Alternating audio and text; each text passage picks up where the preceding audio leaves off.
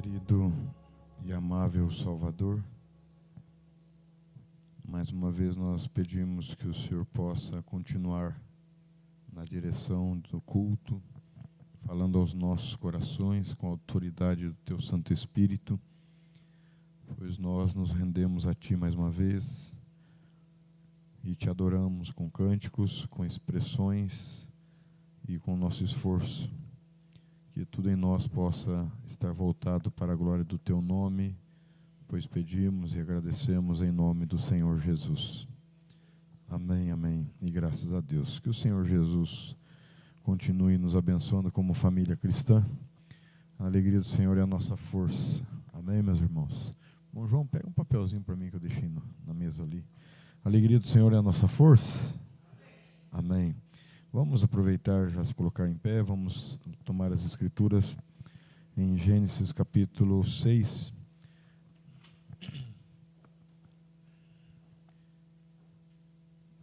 Acho que está em cima da Bíblia, irmão. Quero pedir perdão para os irmãos, estou sem paletó hoje. Acabei esquecendo de trazer o paletó, até tem um outro ali, mas não tem problema, né? Amém? Eu gosto de estar com paletó, gravata, porque é a base. Está em cima da Bíblia. É um papel, uma folha. Isso, obrigado.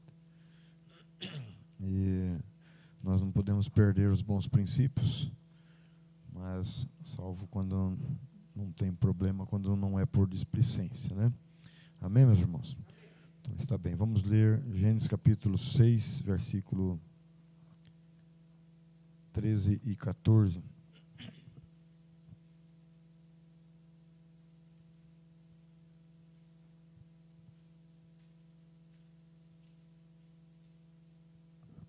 Que diz assim: Então disse Deus a Noé: o fim de toda a carne está vindo perante a minha face, porque a terra está cheia de violência, e eis que os desfarei com a terra. Faze para ti uma arca de madeira de gofer, farás compartimentos na arca e a betumarás por dentro e por fora com betume. Senhor Jesus, mais uma vez pedimos que o Senhor venha abençoar a sua palavra agora em nossos corações, em nome do Senhor Jesus. Amém. Podemos assentar, meus irmãos? Eu quero tomar com os irmãos agora o livro de Judas. Eu quero fazer em duas partes o nosso culto hoje e ainda orarmos. Vamos ver como é que o tempo nos permite. Mas vamos para o livro de Judas. Eu quero pregar sobre o que foi lido aqui, mas eu quero ler com os irmãos o livro de Judas, no seu capítulo único, onde foi a pregação de ontem, ali em Colombo. Mas não quero comentar, quero só ler com os irmãos, para depois tomarmos a mensagem, a arca. Mas Judas,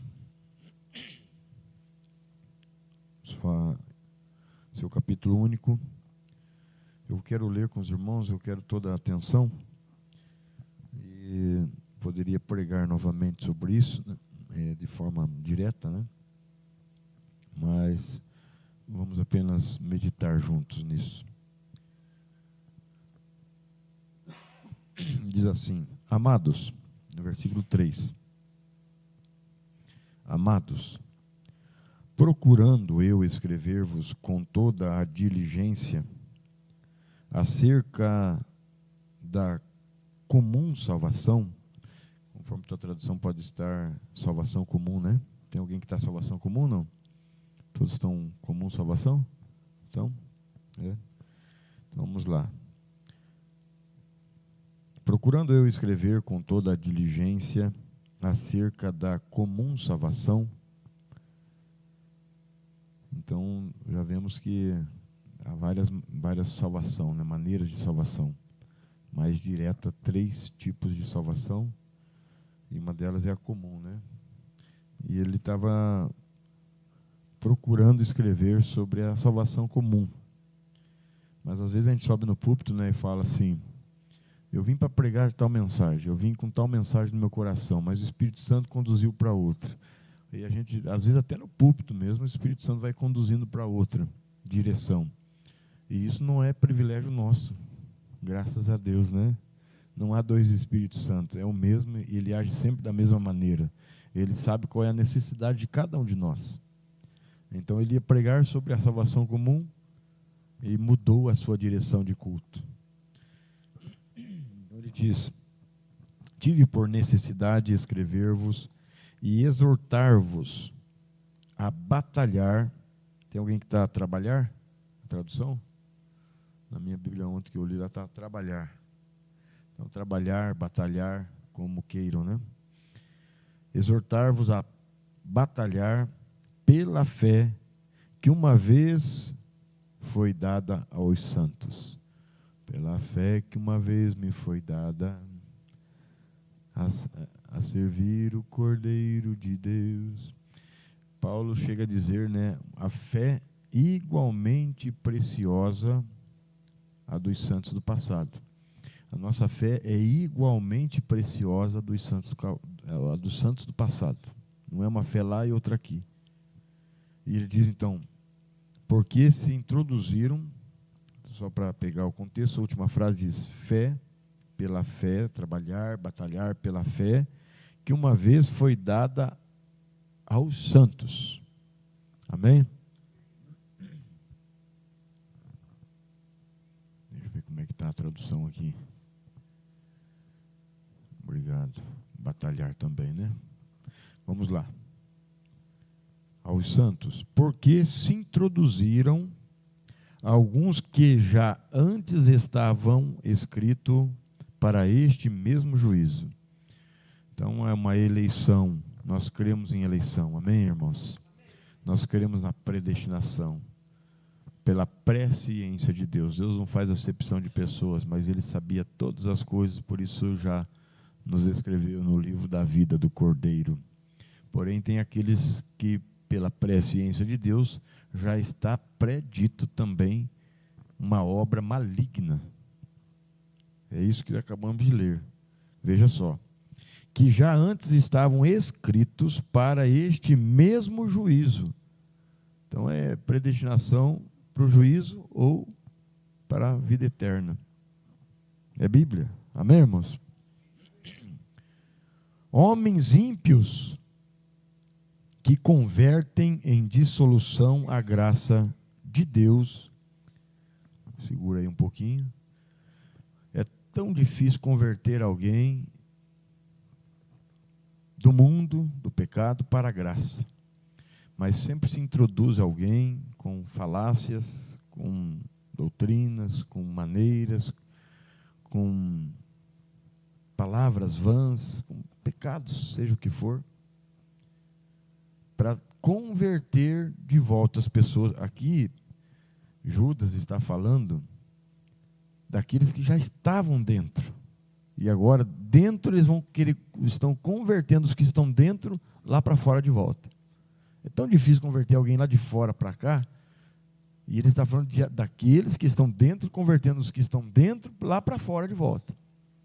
Estão convertendo da graça para a desgraça. Se é tão difícil converter alguém da desgraça para a graça, mas sempre tem aqueles que fazem o papel invertido. Desigrejando as pessoas, tirando a fé das pessoas, tirando o amor. São pessoas com uma unção para fazer este papel de tirar, veja só, de tirar a graça de Deus dessas pessoas, né? Veja só, que convertem, uma conversão em dissolução a graça de Deus e negam a Deus, único dominador e Senhor nosso, Jesus Cristo. Jesus é Deus. Amém? Vamos ler de volta essa parte. E negam a Deus, único dominador e Senhor nosso, Jesus Cristo. negam a Deus, o único dominador e Senhor nosso. Que maravilha, né? Jesus Cristo. Jesus é Deus, amém, irmãos? Mas quero lembrar-vos, como a quem já uma vez soube isso, que havendo o Senhor salvo um povo, tirando-o da terra do Egito, destruiu depois os que não creram. Então eles estão convertendo, ou desconvertendo, poderia usar o termo aqui, né? Mas nós estamos se convertendo cada dia ao Senhor, amém? Nós estamos crendo, porque depois disso, aqueles que não creram nos dias de Moisés, eles foram à destruição, não é verdade? Destruição. Isso aqui, essa passagem de Judas aqui, irmãos, Judas não, o Iscariote, claro, né? Iscariote era de Iscariote, Judas de Iscariote. E este Judas é irmão físico de Jesus, sendo filho de Maria, de José fisicamente, né? De criação, vamos por assim. Esse Judas aqui é Judas, irmão de Jesus, irmão de Tiago, que era irmão de Jesus também. E essa carta aqui, segundo os relatos, foi escrito cerca de 65 a 70 anos depois de Cristo. Por isso que ele está aqui dando uma repreensão, porque no livro de Atos houve uma conversão. As palavras de Jesus, agora o Espírito Santo conduzindo, enchendo as pessoas, e a obra sendo feita, e a igreja crescendo. Você conhece o livro de Atos, que coisa linda. Então, o diabo introduziu alguns no meio do povo de Deus, para agora tirar, converter de volta, fazer o caminho de inverso. Por isso que ele falou, eu estava no meu coração pregar sobre a salvação comum, mas eu vejo a necessidade, o Espírito Santo me colocou isso no meu coração, pregar para vocês não voltarem atrás. Porque veja que estavam dentro, não está pregando para quem está lá fora isso aqui não, é para quem está dentro, como se lá fora fosse achar maiores benefícios do que estar dentro do corpo de Cristo, né? Lá no bar não tem problema, lá no mundo não tem discussões, não tem escassez. O sol nasce para o justo e injusto, e a chuva também corre para ambos. Veja, e destruiu depois os que não creram. E aos anjos que não guardaram o seu principado, mas deixaram a sua própria habitação, deixaram o seu posto de dever. Veja que ele está falando para os que estão dentro. Agora fazendo um tipo dos anjos que deixaram o seu posto de dever, de estar adorando a Deus, servindo ali, cada um na sua ordem angelical, para ir atrás da dissolução de Lúcifer. Mas deixaram a sua própria habitação, deixe o seu lugar no corpo de Cristo. Reservou na escuridão e em prisões eternas, até ao juízo daquele grande dia. Assim como Sodoma e Gomorra, é por isso que eu quero fazer essa menção das duas coisas aqui, assim como Sodoma e Gomorra, e as cidades circunvizinhas. Eu ando com incrédulo, como nós aqui estamos numa metrópole, capital do Paraná, Curitiba, São José, Colombo, Fazenda Rio Grande, Tamandaré, Quatro Barras, onde for aí, é Curitiba. É Curitiba, são cidades circunvizinhas, coligadas, é uma região.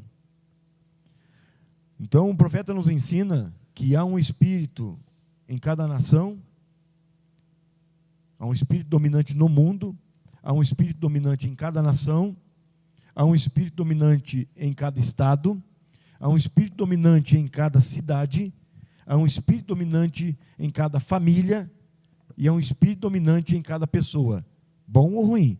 Graças a Deus nós estamos debaixo do domínio do Espírito Santo. Agora, não há um espírito dominante para São José, um para Curitiba, um para Colombo, é o mesmo espírito, porque é uma cidade. Aqui eu estou provando pela Bíblia, amém, irmãos? As cidades circunvizinhas das grandes cidades tomam o mesmo espírito, porque é uma cidade só. Quando a gente vai longe, como nós vamos estar lá em Vitória, final de semana, lá no Espírito Santo, vamos estar longe. A gente chega lá e fala, você mora onde? Mora em São José dos Pinhais. Ninguém conhece. A gente fala, a gente mora em Curitiba, porque é a cidade dominante. Então, nós somos na grande Curitiba. Pode ver que a minha expressão, isso é um ensinamento. Onde vocês são? Trabalha onde? É na grande Curitiba, em São José dos Pinhais. Na grande Curitiba, em São José dos Pinhais. E também em Colombo, e na própria Curitiba, e onde for. Amém? Aí o campo. Vocês podem entender? Porque as cidades circunvizinhas pegam o mesmo espírito. Então, se os vizinhos têm um espírito, nós que temos o Espírito Santo, nós temos que ter o nosso bem manifestado. Porque senão se sujeita ao espírito da rua. As ruas têm espíritos. As famílias têm espírito. Ah, mas a minha família tem o espírito da bebedice. Por isso que você tem o Espírito Santo que te dominou agora, que você está sujeito a esse espírito. Correto? Então, mas eu ando com incrédulo, a minha alegria é estar com os incrédulos. Não, nós temos que trabalhar, nós temos familiares, tudo tem o seu lugar. Mas, cuidado, Jesus andava com incrédulos para os converter. Jesus nunca foi convertido ao espírito deles. Veja, assim como Sodoma e Gomorra e as cidades circunvizinhas que, havendo-se corrompido como aqueles que iam após outra carne. Então, todos eles se corromperam igual, porque a cidade circunvizinha se torna uma. Veja só. Corrompendo como aqueles que indo após outra carne. Aqui está falando de Timóteo 3 mesmo, incontinência. Indo atrás de outra carne. Faz dano para outra carne. Uma pessoa que vai atrás de outra carne, fisicamente mesmo, a Bíblia está sendo bem clara, causa dano para aquela outra carne, e também para a sua, a Bíblia já vai falar. Foram postas, por exemplo, por isso que Jesus usou em Lucas 17, Sodoma e Gomorra, e essas cidades circunvizinhas, como exemplo dos dias finais. Os dias de Noé e os dias de Sodoma e Gomorra são exemplos dos dias finais que estamos vivendo. Veja, foram postas, por exemplo, sofrendo. Aí você vai lembrar que eu pregando sobre Sodoma e Gomorra, o fogo ali, você sabe. Eu citei que é o mesmo fogo que vai destruir a humanidade, a terra, vai purificar a terra, e é o fogo do inferno. Vocês lembram que eu falei isso? Quem lembra? Diz amém. Amém? Lembra que eu falei que é o mesmo fogo, por isso fogo e enxofre? Aqui é a prova. Aqui é a prova. Sofrendo, olha o fogo que caiu lá em Sodoma e Gomorra. Sofrendo a pena do fogo eterno. Ué, mas não foi um fogo momentâneo lá para Sodoma e Gomorra? É o mesmo fogo, é o fogo que o povo que vai entrar no inferno, na segunda morte, vão padecer, é o mesmo fogo. Olha a palavra, sofrendo a pena do fogo eterno. Não foi só para eles. É o fogo que vai vir também, é o mesmo fogo. Amém? E contudo, também estes, semelhantemente adormecidos, contaminaram a sua carne. Contamina a carne do outro, contamina a tua própria carne. Você faz um, né?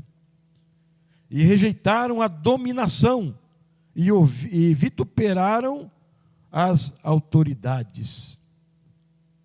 Como é que está ali? E difamaram as dignidades, ou seja, tudo que é certo, tudo que é correto, eles falam contra. Como falam contra? Se vocês soubessem, né? Só Deus para dar graça para nós.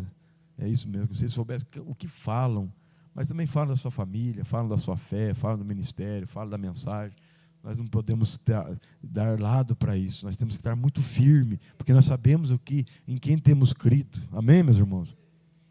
Mas o arcanjo Miguel, quando contendia com o diabo e disputava a respeito do corpo de Moisés, não ousou pronunciar juízo de maldição contra ele.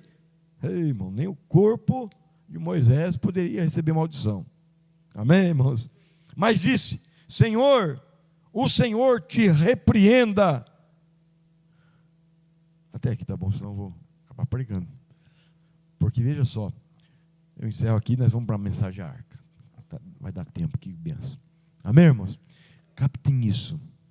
Vocês sabem, todos nós sabemos, que quando Moisés nasceu, pelo dito ali, você sabe, o faraó mandou matar todas as crianças de 2 anos para baixo, correto? Para tentar atingir Moisés. Mas Deus preservou o corpo de Moisés. Por isso, o nosso corpo tem que ser preservado. As pessoas estão aí mostrando seus corpos na rua, não preservam o seu corpo. Ah, mas Deus só quer coração. Olha aqui o corpo, falando do corpo, a carne. Corpo, alma e espírito tem que estar bem ajustado. Amém, meus irmãos? Jesus falou, se vocês não podem crer em mim. Olha, quem falou isso? Jesus. Creiam nas minhas obras. Às vezes a gente como pastor fala, oh, não é contra você, não é a situação, é a obra. É a situação, olha as obras, olha os frutos. Um pé de laranja vai dar laranja. Me traz uma maçã, vai falar que é maçanheira? Não, maçanheira é maçanheira. Agora laranjeira é laranjeira. Amém, meus irmãos? É os frutos. Jesus falou, se vocês não podem crer em mim, creiais nos frutos. Agora veja, o corpo tem que ser zelado. O corpo, quantos relatos aí, que a gente nem sabe se é verdade ou não, mas eu creio que seja, de pessoas que vão fazer trabalhos, né, nas noites aí no cemitério, e quando vai tocar num corpo, fala, não, nesse corpo não pode ser tocado não. Por quê? Porque esse é um corpo que habitou um filho de Deus aí, ó. Eu vou entrar nesse corpo aí, domingo que vem, fora esse o outro, esse eu vou estar viajando, né? Nosso corpo é de Deus, irmãos.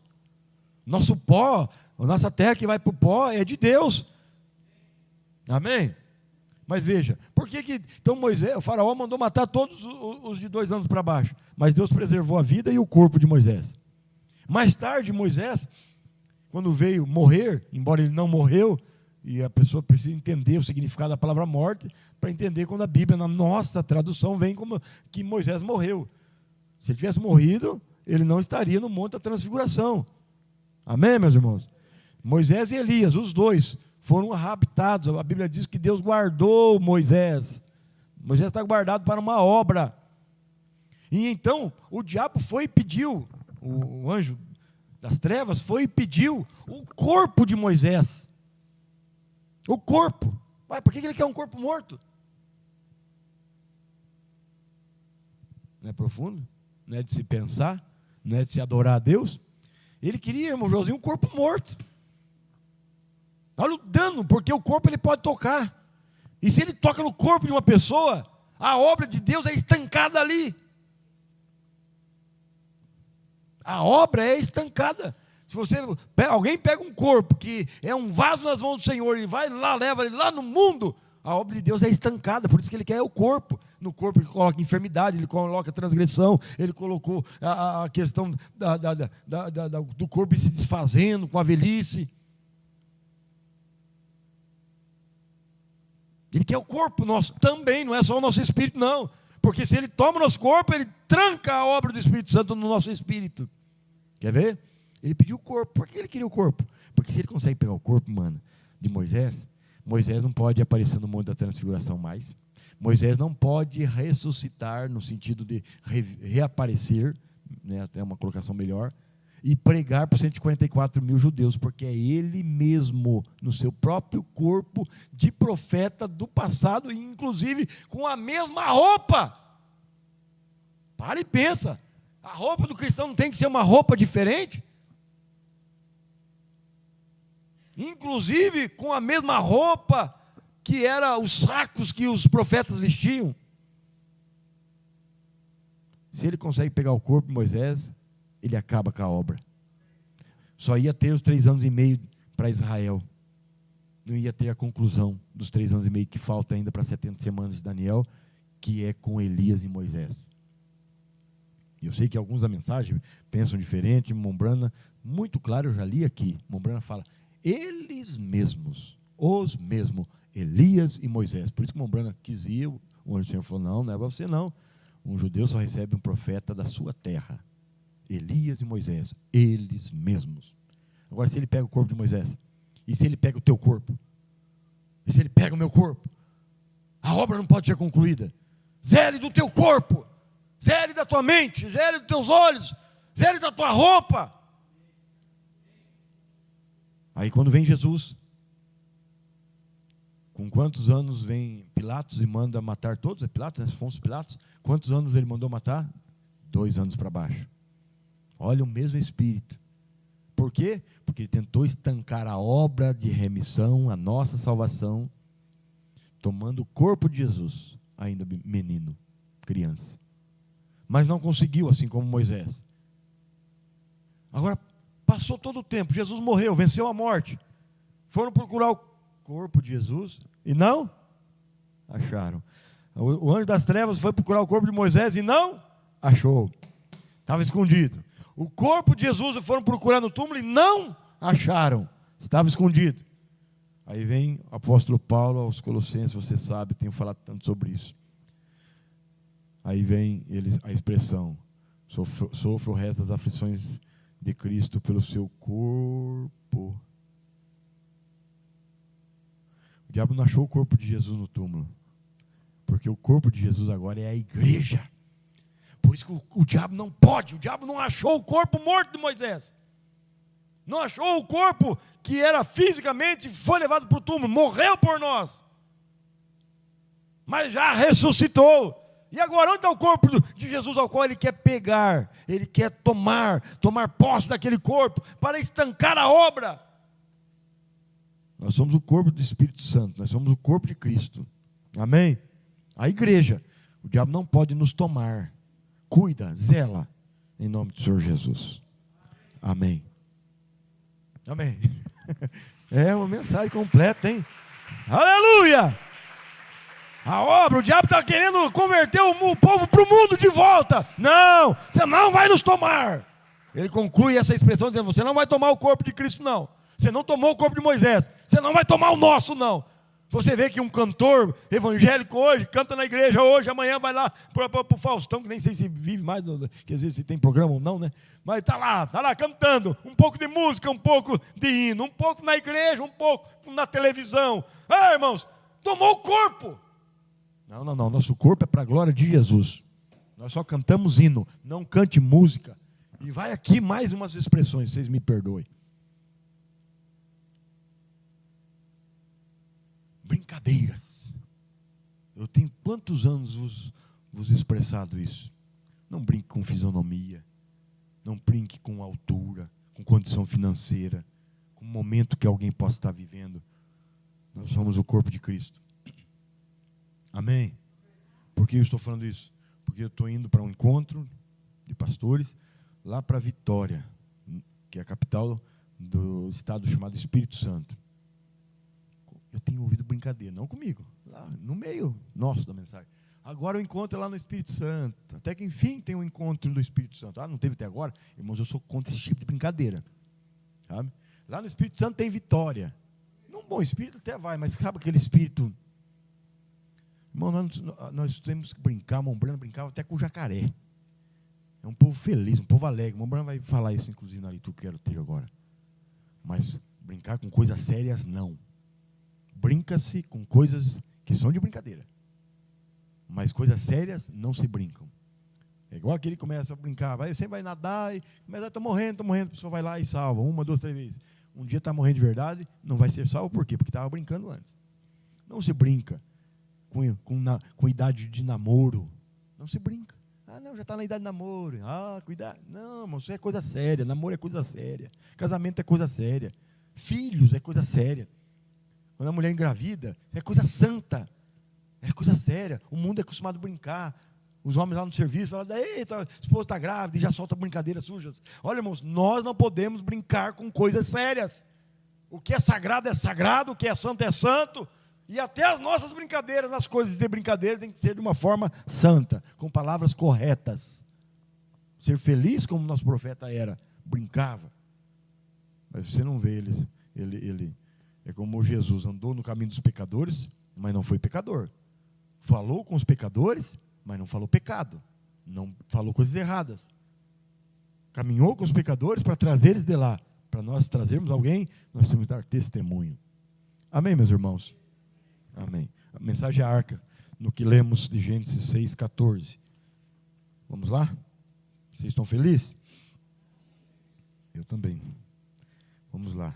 Eu separei a mensagem toda para ler, como é que eu vou ler em 15 minutos, né? Vai ser difícil, mas vamos lá. Eu separei quase a mensagem toda para ler. Arca. Já vou começar adiantando um pouco. Se você observar aonde quer que seja que você vê um homem começando a multiplicar-se, as cidades se tornando grandes, sempre vai entrando o pecado. Parágrafo 54 ele fala, sempre o pecado vai entrar, sempre vai. E ele diz no 55, quando Deus andava com o homem, veja, mas o homem começou a se multiplicar. Se você observar, entre as gerações após a morte de Abel, Deus o substituiu por 7. Claro, somos ensinados através dos historiadores que Adão e Eva tiveram 70 filhos e filhas. Tudo certo na numerologia da Bíblia, né? Mas como a Bíblia registra apenas os 3 filhos de Sem, Cão e Jafé, filhos de Noé. Observe então, através desta linhagem de Cão, após ele ter passado através da destruição antediluviana, toda a sua geração desapareceu na iniquidade. Não desapareceu na iniquidade, desapareceu dos olhos de Deus. E quando chegamos através da linhagem de Caim, ele fez a mesma coisa. Eles saíram da terra para a terra de Nod. Caim foi e ali se casou, tomou sua esposa e foi para lá, e mais tarde os homens se tornaram como gigantes. Então sempre é o homem que sai da presença de Deus. Sempre foi o moço rico que saiu da presença de Jesus. Como nós começamos uma parte, eu quero continuar qualquer hora dessa. Quando os filhos de Israel subiram por ali, eles encontraram homens, alguns deles tinham dedos de 14 polegadas de comprimento. E pense nisso, grandes, gigantes, tudo natural explicando o espiritual. Veja, mas se você observar, ali veio uma grande civilização, de homens grandes vieram grandes civilizações, através da linhagem de Caim ali atrás, e começou a chegar, quando o homem começou a se multiplicar, eles começaram a sair atrás de diferentes tipos de educações, e assim por diante, descobriram coisas, invenções. Um grande trabalhador, com madeira, como eles começaram a construir, era o sinal de que o fim estava próximo. Civilizações grandes monumentos, construções, sinal que o fim está próximo. Você já viu a predileção pela construção que temos agora? É novamente o sinal do tempo do fim. É os dias de Sodoma e Gomorra. Cuida do corpo da igreja, cuida do corpo da tua vida, cuida do teu corpo, cuida da tua família, do corpo da tua família. Porque é o tempo de Sodoma e Gomorra ir para o fogo que também vai cair e vai purificar essa terra. Eles eram grandes, veja, grandes trabalhadores com metal, e descobriram como podiam e o que podiam fazer com o metal. Vejam como eles estão fazendo com o metal hoje. E grandes descobertas da educação, e grandes acontecimentos da ciência. Você vai para Daniel 9, né? A multiplicação da ciência. O progresso da ciência é um sinal do tempo do fim. Veja o que a ciência tem feito nos últimos poucos anos. Oh, que coisa! Apenas as coisas que foram feitas, o que são? A aproximação do tempo do fim. Um sinal que todos os crentes... 3 pontos. Tudo isso é sinal do tempo do fim. O maior deles é a igreja, é a noiva. Porque antes de tudo isso acontecer, a noiva tem que subir. E então a noiva é o maior sinal. Veja, tudo isso é um sinal para os crentes, ministros, falando aos pregadores, aos pastores, ministros, parágrafo 65, para quem gosta de anotar, da mensagem Arca. Ministros no púlpito devem estar e pregando com toda a força que tem, pois estamos no tempo do fim. Ministros devem estar no púlpito e pregando com toda a força que tem, porque estamos no tempo do fim, o próximo do tempo do fim. Veja, devem estar pregando, mostrando ao povo, estamos passando pelo marco milenário e tudo aponta para o fim. Marco milenário é 2.000 anos até Noé, por isso é um tipo, 2.000 anos até Jesus, mais um marco milenário, mais 2.000 anos que estamos vivendo hoje, pós Jesus Cristo. No primeiro foi batismo com a água, 2.000 anos da humanidade. Mais 2.000 anos a terra foi batizada com o sangue do Senhor Jesus. Mais 2.000 anos agora a terra vai ser batizada, vai ser queimada pelo fogo. Esses 3 tipos devem acontecer em nós, nesse pedacinho de terra que somos nós. Batismo nas águas. Você não é batizado, está acompanhando? Desça as águas, receba o batismo da água. Então você recebe o batismo do Espírito Santo, crendo no sangue do Senhor Jesus Cristo.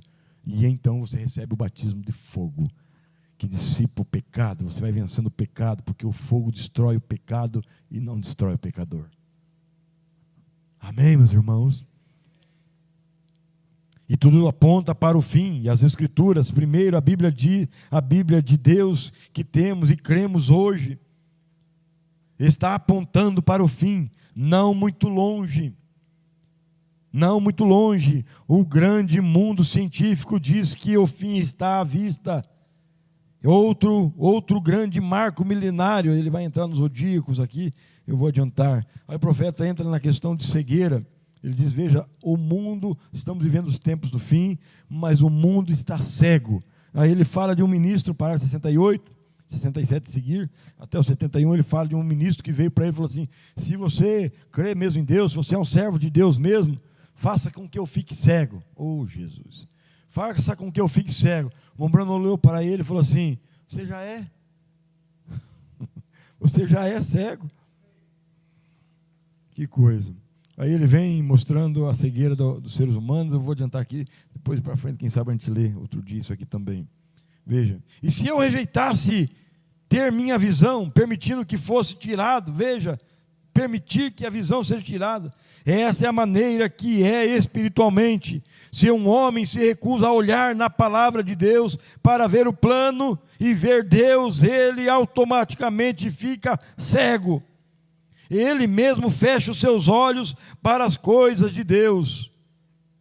Que dia, que tempo, que lição devemos aprender hoje e de olhar ao redor no fim do tempo?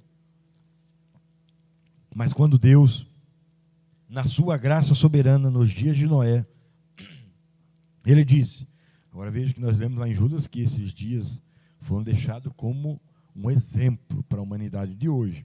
Agora, quero que você saia e faça uma provisão falando para Noé, né? Uma provisão para todos aqueles que desejam escapar deste julgamento. Olha o exemplo para nós. Não é isto maravilhoso? O tempo está chegando, o julgamento está vindo, mas há uma via de escape. Deus falou para Noé, vai e avisa o povo para todos aqueles que querem escapar desse julgamento. Não é isto maravilhoso? Deus não querendo que ninguém se perca, fazendo uma válvula de escape para aqueles que queiram vir. Veja, fazendo uma via de escape para quem quer escapar do juízo. Veja, quem quer vir pela válvula de escape de Deus. Então ele disse, Noé, quero que você faça uma arca. Agora, a palavra arca significa um lugar de escape, um esconderijo. Um esconderijo. Existem 3 delas no Velho Testamento. Ali, a arca, a primeira delas, né? A arca de Noé, que Noé construiu, uma válvula de escape. A segunda foi citada, foi aquela que foi de Moisés, foi colocado, uma válvula de escape. A terceira arca foi do testemunho para Israel, a arca do concerto, né? E a quarta, todas se consumaram na quarta, sendo Jesus Cristo. Por isso, quem entrava na arca era a via de escape. Entrando na arca, escapava do juízo. Entrando em Cristo, escapa do juízo. Entrando na palavra, escapa do juízo. Ele é o esconderijo do Altíssimo, a sombra do Onipotente. Nós podemos então descansar. É quem está em Cristo. Se vós está em mim e as minhas palavras estão em vós, olha o esconderijo, se vocês estão em mim e as minhas palavras estão em vocês, pode descer o juízo, nós estaremos no esconderijo do Altíssimo. em Gênesis, veja, como a preparação foi feita para a arca. Vamos olhar nisso e ver se isso não tipifica exatamente a Cristo. E todos aqueles que se reuniram em cada arca vieram e a reconciliação através da arca. Estão vendo? E então, lá atrás, que Deus disse a Noé, quero que faça um determinado tipo de madeira. Nós lemos lá, né? É gofer. Não seria qualquer madeira que funcionaria. Não adianta. Nosso papel é pregar para todos, mas isso aqui não funciona para todo mundo, irmãos. Você pode falar da mensagem, da arca de Cristo, da palavra, não vai funcionar para todos. Tem que ser gofer. Nós já vamos ver aqui gofer, você sabe o que é, mas eu quero só concluir. Veja. Agora, não seria qualquer madeira que funcionaria. Temos que ter um determinado tipo, e deve ser de madeira de gofer. A madeira de gofer foi ela escolhida, e eu estava estudando aqui algumas semanas sobre aquela madeira de gofer, e ela era uma madeira macia, maleável. E agora, o profeta vai enfatizar isso várias vezes aqui, eu não vou chegar em tudo isso, mas Mombrão fala, nós temos que ser maleáveis. E agora, como foi isto que a arca foi feita? Era uma madeira que podia ser facilmente usada, uma madeira maleável. Este é o crente, 89. Este é o crente, uma vez nas mãos de Deus, cortado da árvore em sua justiça própria, ele se torna maleável nas mãos do construtor. Ele é o artífice construtor, não se agitando com nenhum vento de doutrina, não se agitando com nenhum vento de doutrina, vento doutrinário, mas maleável. Não caiu em qualquer coisa, mas se tornamos duros. Não, nós devemos ser maleáveis. Nós não caímos em qualquer vento de doutrina. Vou ler de volta. Não se agitando com nenhum vento de doutrina, mas maleável, que se encaixe bem na palavra de Deus, para ser facilmente utilizado. E observe que era a madeira que absorvia uma umidade facilmente, absorvia umidade. Você sabe, madeira de gofer é como uma esponja. Você coloca a esponja em cima da água, a água sobe tudo para ela, e vai fazer uma arca ainda para salvar o povo da chuva. Esse Noé, que se não tivesse a revelação, ia chamar Noé de doido mesmo. Nunca tinha chovido.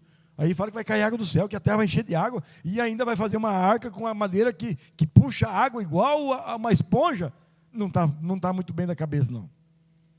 Só o revelado que pode entender que quem recebe uma mensagem de Deus para trazer para a igreja é totalmente confusa para o mundo, mas é por fé que nós entendemos. Agora, uma coisa, um homem maleável nas mãos de Deus poderia ser uma grande coisa para Deus, ou você poderia ser uma grande coisa para o diabo. Nós, maleáveis que somos uma grande coisa nas mãos de Deus, mas se cai nas mãos do diabo. Agora, a arca foi construída de uma madeira que era maleável e absorvia a água. Não demoraria muito para que ficasse encharcada, e ela afundaria imediatamente, se tornaria pesada, porque a madeira de gofer é bastante leve e a água infiltra logo através dela. Então isto é o que penso hoje. Hoje eu creio, o problema com muitos homens sinceros e mulheres hoje, não desejam se entregar completamente, mas vão através do erro, e esta é a razão pela qual a arca se torna inchada, não pode seguir adiante, ela se torna pesada. Era uma madeira leve, maleável, mas com a água, ela puxava, ficava o quê? Pesada. Não podem prosseguir. Quantos não estão podendo prosseguir?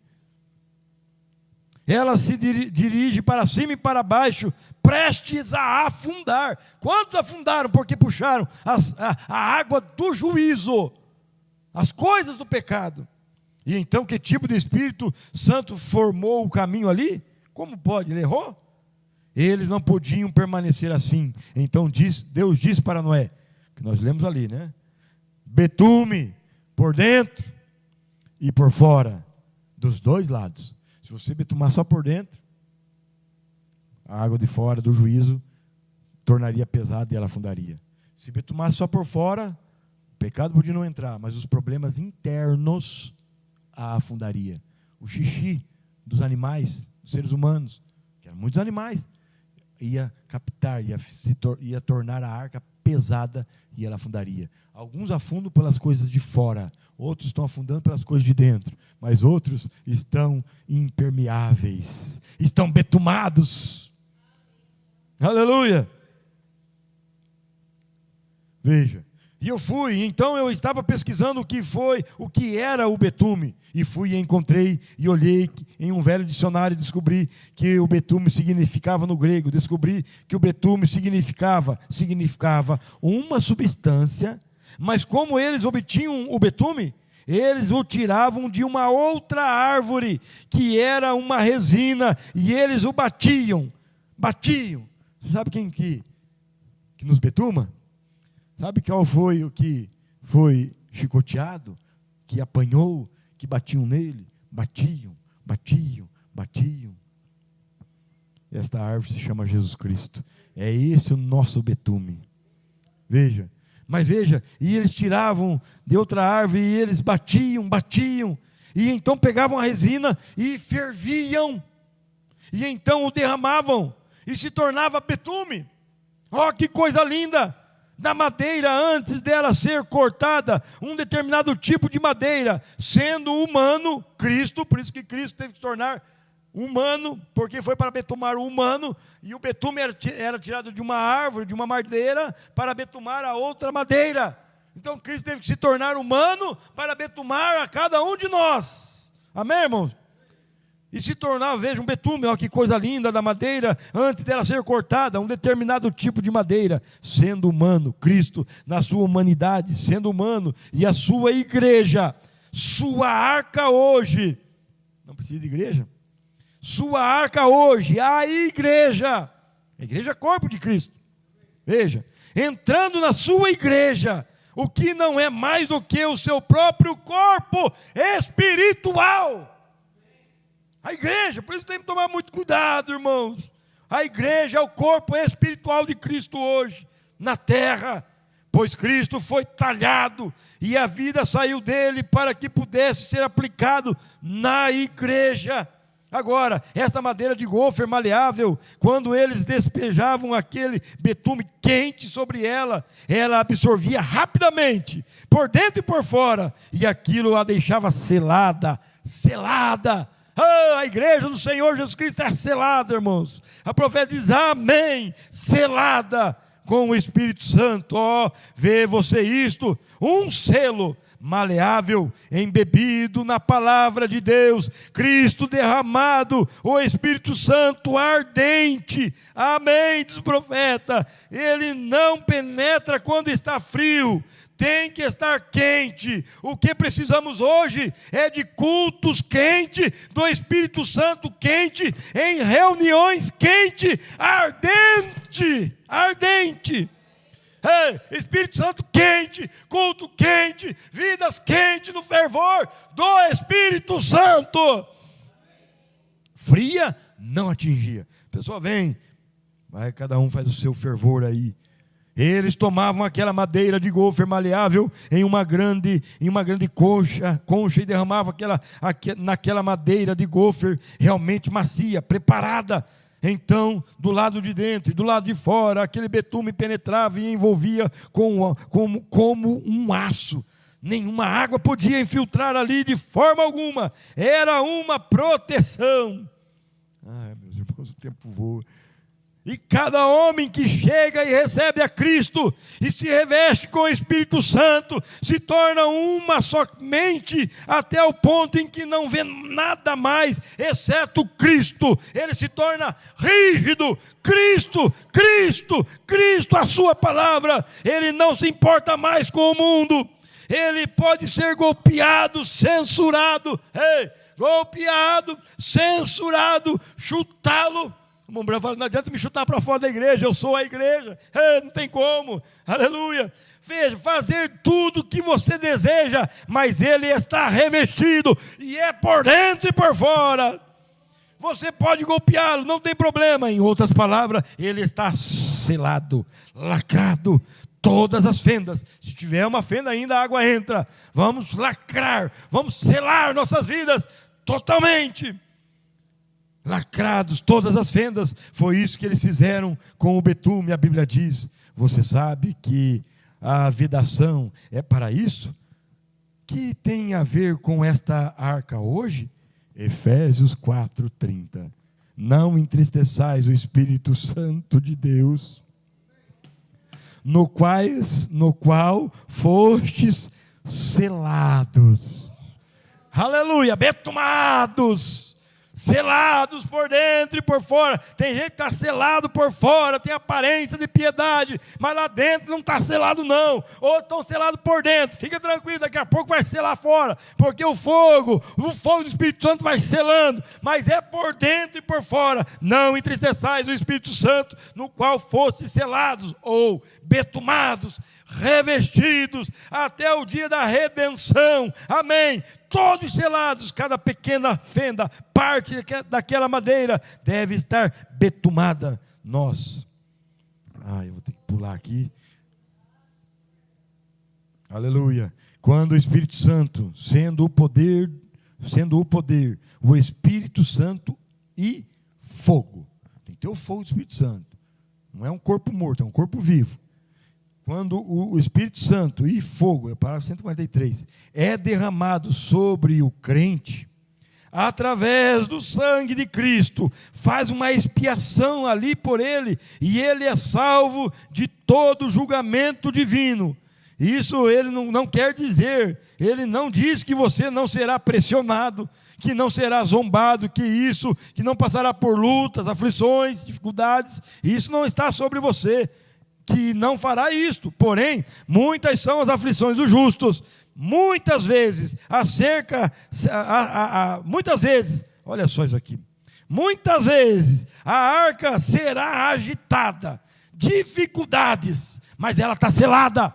Nada vai tirar ela do seu destino. Muitas vezes a arca será agitada para este lado, para aquele lado, mas o Senhor o livra de todas. A velha arca recebeu muitas pancadas, muitas altas, baixas, e muitos temporais vieram sobre ela, mas ela sobreviveu. Aleluia.